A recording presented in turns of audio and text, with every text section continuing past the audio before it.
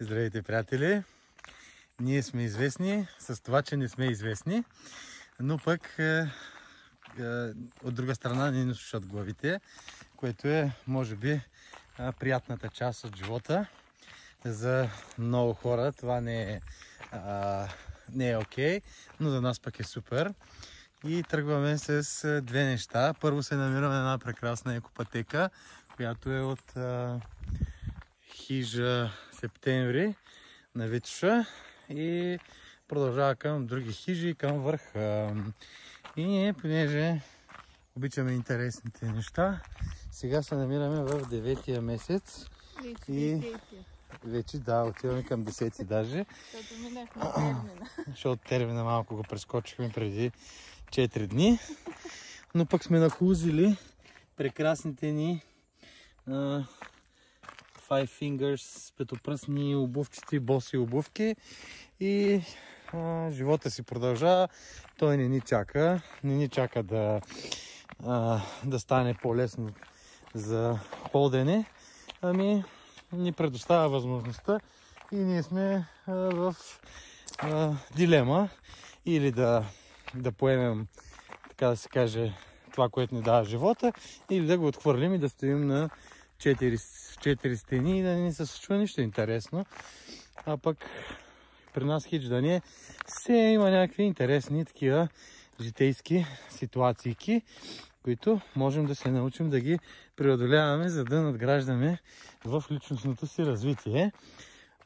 Ние, понеже се опитваме да черпим опити от книгите за личностно развитие, но пък живота дава по-строги такива, дава по-строги уроци и затова пък са трайни в живота. И това, което някакви хора, примерно, са решили, че не е тяхно и няма дори да го опитат, са босите обувки и босото ходене. А пък моята прекрасна съпруга Станислава ще ви открехна, че тя е експерт, защото тя знае подробно всичко, което стои зад босите обувки и конкретно Five Fingers, те петопръстниците.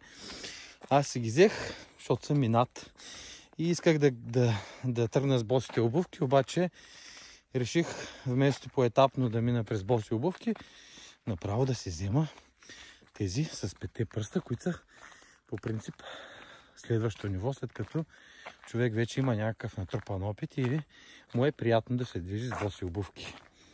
Та, ако желая сега моята прекрасна съпруга, ще ви открехне още малко за босите обувки, което е полезно за тялото, за живота и за нашата енергия и за нашата връзка с природата. Така че заповядай. Нека да минат хората първо. И сега ще питам моята прекрасна съпруга как се чувства, след като носи вече доста време боси обувки. Как се чувстваш, Стаси?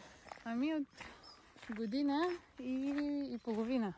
От януари месец миналата година нося боси обувки.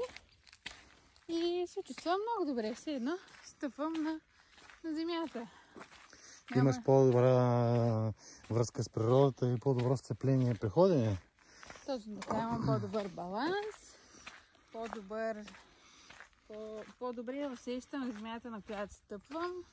Чувствам се по-стабилна, дори и сега, когато равновесието ми е напред, не е назад. Добре, би ли препоръчала на хората да носят боси обувки? Бих препоръчала, да изхвърлят всички други конвенционални обувки, които имат и да носят само боси обувки. Дори да ходят боси, когато имат възможност, стига да е безопасно, да няма някакви стъкалца и други бодливи неща, които да им се набият на ходилото, да се събудят и да ходят боси